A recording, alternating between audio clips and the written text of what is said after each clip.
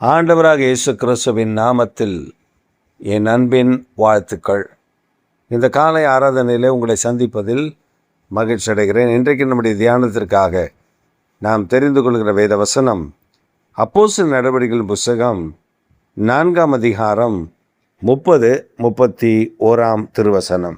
உம்முடைய பரிசுத்த பிள்ளையாகிய இயேசுவின் நாமத்தினாலே அடையாளங்களும் அற்புதங்களும் நடக்கும்படி செய்து பிணியாளிகளை குணமாக்கும்படி உம்முடைய ஊழியக்காரர் உம்முடைய வசனத்தை முழு தைரியத்தோடும் சொல்லும்படி அவர்களுக்கு அனுக்கிரகம் செய்தருளும் என்றார்கள். 31. அவர்கள் ஜெபம் பண்ணின போது அவர்கள் கூடியிருந்த இடம் அசைந்தது. அவர்கள் எல்லாரும் பரிசுத்த ஆவியினால் நிரப்பப்பட்டு தேவ வசனத்தை தைரியமாய் சொன்னார்கள். அப்போஸ்தலர் ஒரு காரியத்தை அங்கே ஆழமாய் சொல்லுகிறதை காண முடிகிறது. உம்முடைய பரிசுத்த பிள்ளையாகிய இயேசுவின் நாமத்தில் அடையாளங்களும் அற்புதங்களும் நடக்கும்படி செய்து பிணியாளிகளை குணமாக்கி வசனத்தை முழு தைரியத்தோடு நாங்கள் பிரசங்கிக்க எங்களுக்கு அனுக்கிரகம் பண்ணும். இது ஜெபம். நாம் நம்முடைய வாழ்வில் நாம் செய்கிற பல காரியங்களில் ஒரு குறிப்பிட்ட ஜெபத்தை நாம் செய்ய தவறிவிடுகிறோம். ஊழியத்துக்காக இருந்தாலும் சரி, பிஸ்னஸாக இருந்தாலும் சரி, மற்றபடி எல்லா காரியங்களிலேயும் இந்த இந்த அப்போஸ்தலர் ஜெபித்தது போல நாம் ஜெபிக்க மறந்து விடுகிறோம், ஜெபிப்பதில்லை. ஒரு பிஸ்னஸ் இருக்குது, அந்த பிஸ்னஸுக்காக ஜெபம் பண்ணும்போது எப்படி ஜெபம் பண்ணுறோம்?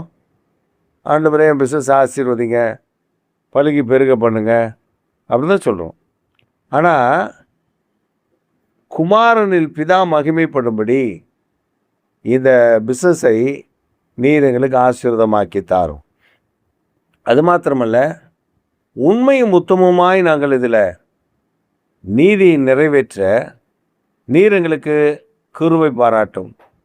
அப்போ இந்த மாதிரி சில ஜெபங்களை வேதத்திற்கு உள்ளே, வேதத்தில் பல வசனங்களில் எழுதி நமக்கு ஆண்டவர் கற்றுக் கொடுத்துருக்கிறார்.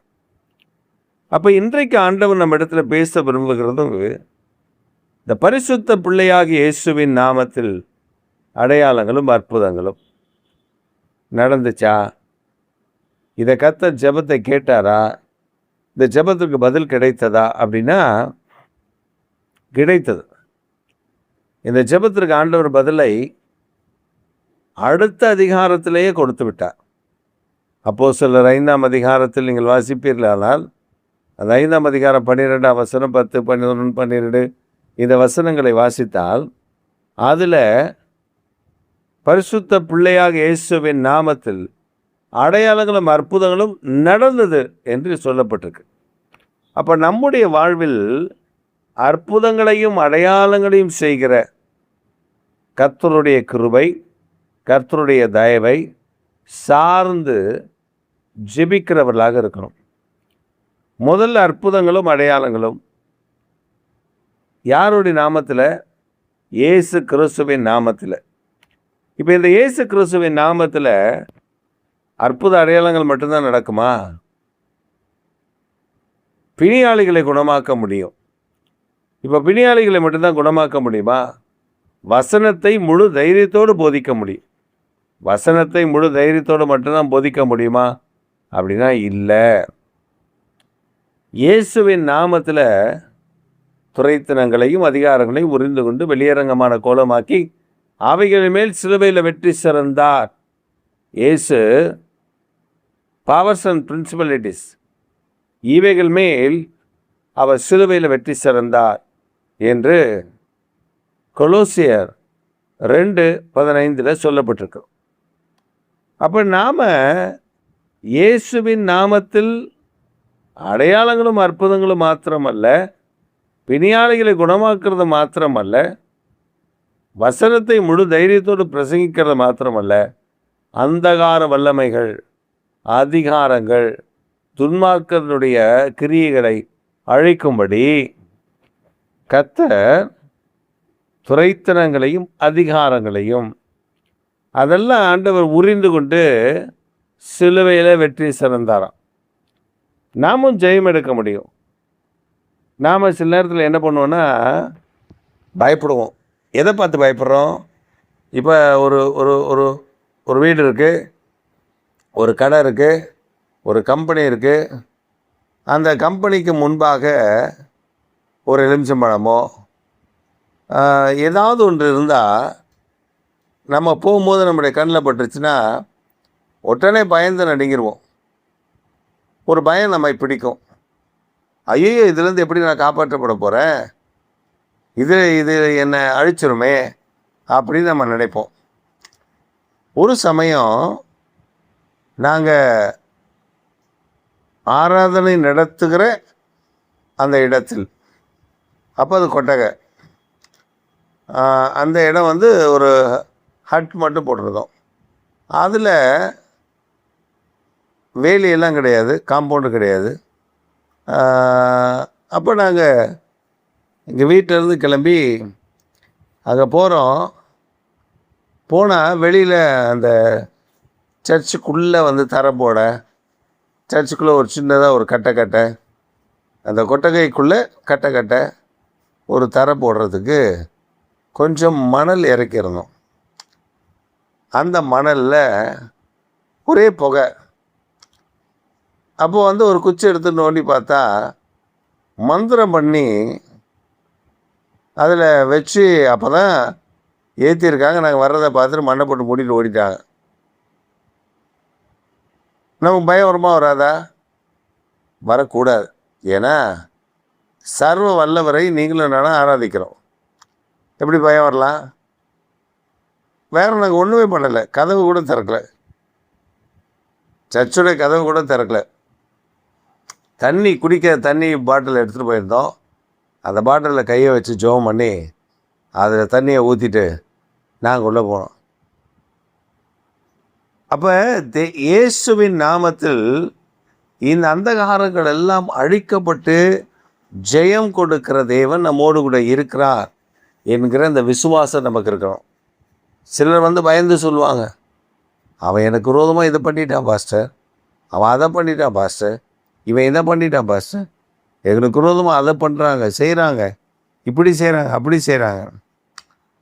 நாம் அவங்கள பார்க்கும்போது பரிதாபப்படுறதா, இல்லை அவங்களுக்கு நம்ம என்ன சொல்கிறது அப்படின்னு ஒரு கேள்விக்குறி இருக்கும். பரிதாபம் தான் பட முடியும்.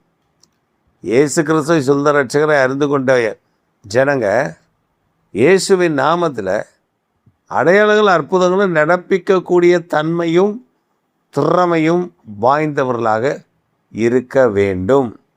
ஏன்னா அந்த அதிகாரத்தை அவர் தந்திருக்காருல்ல, அப்படி தானே சொல்லியிருக்காரு. நீங்கள் மார்க் எழுதிட்ட சுவிசேஷத்தில் 16ஆம் அதிகாரம் 15ஆம் வசனம் வாசிக்க, 16, 15 வாசிங்கன்னா அங்கே என்ன சொல்லப்படுது? விசுவாசிக்கிறவர்களால் நடக்கும் அடையாளங்கள் அவனை. அவர் பிசாசுகளை துரத்துவார்கள், வியாதிகளை சுகமாக்குவார்கள். அப்போ ஆண்டவர் சொல்லும் பொழுது என்ன சொல்கிறாரு? விசுவாசிகளால் நடக்கும், விசுவாசிக்கிறவர்களால் நடக்கும் அடையாளங்கள். அப்போ நம்மை கொண்டு அடையாளம் செய்வார், அற்புதம் செய்வார்னு ஆண்டவர் நமக்கு சொல்லிக் கொடுக்குறார். நாம் என்ன நினைக்கிறோம்? அது ஏதோ பெரிய ஊழியக்காரர் தான், இந்த பெரிய ஊழியக்காரருடைய கரத்தை வச்சு தான் ஆண்டவர் பெரிய பெரிய அற்புதங்களை செய்ய முடியும் அப்படின்னு நம்ம நினைக்கிறோம். இல்லை, சாதாரணமானவர்களை கொண்டு கூட அசாதாரணமான காரியங்களை செய்கிற ஆண்டவரை நீங்கள் பார்க்க முடியும். சில ஆண்டுக்கு முன்பு ஒரு குறிப்பிட்ட கிராமம், வட மாநிலத்தில் ஒரு குறிப்பிட்ட கிராமம், வயல்வெளி. அந்த வயல்வெளிக்கு ரட்சிக்கப்பட்ட கர்த்தருடைய பிள்ளைகள், அதாவது ரட்சிக்கப்பட்ட தேவனுடைய பிள்ளைகள் வயல்வெளி வேலைக்கு போகிறார்கள். ஒரு 5 சகோதரிகள் போகிறாங்க. அந்த நேரத்தில் இவங்க ஒரு கிராமத்திலேருந்து இன்னொரு கிராமத்துக்கு போகிறாங்க. ஒரு கிராமத்து வழியாக போகணும். அப்போ அந்த கிராமத்து வழியாக போகும்போது ஒரு 4-5 வாலிபர்கள் நிற்கிறாங்க. இந்த இவங்களை பார்த்த உடனே இவங்க தான் அப்படின்றான். உடனே அவங்கள மடக்கி 5 பேரையும் பிடிச்சி உட்கார வச்சு, தபார் உங்கள் இயேசு அற்புதம் செய்வாரா? அந்த அம்மா தைரியமாக சொல்கிறாங்க, அற்புதம் செய்வார். சரி, தபார் நேற்று இவன் செத்து போயிட்டான். ஒரு ஆள் இறந்துருக்கார் அந்த ஊரில், அவனை உயிரோட எழுப்பு. நான் அந்த கிராமமே இயேசுவை ஏற்றுக்கொள்கிறோம். அவங்க சொல்கிறாங்க, என்னங்க திடீர்னு சொன்னால் எப்படி? இது என்ன வெண்டைக்காய் வியாபாரமா டக்குன்னு எழுப்பி விட்றதுக்கு? இல்லை நீ மழுப்பாத, உனக்கு டைமு தான். அவன் அடக்கம் இந்த நேரம், அதுக்குள்ளே நீ அவனை எழுப்பி உட்கார வச்சிட்டின்னா நீங்கள் 5 பேரும் உயிரோடு போவீங்க. இல்லை என்றால் உங்கள் 5 பேருக்கு அவன் குடிக்கு பக்கத்தில் குடி வெட்டிடுவோம், மேட்ரு முடிஞ்சுது அப்படின்னு சொல்லிவிட்டு அவங்க போயிட்டாங்க. இந்த அம்மா இந்த 5 சகோதரிகளுக்கும் என்ன செய்கிறதுனே தெரில. திடீர்னு ஒரு செத்து போன பணத்தை காமிச்சு அவனை உயிரடைய செய் அப்படின்னு சொல்லிட்டு போனால் எப்படி இருக்கும்?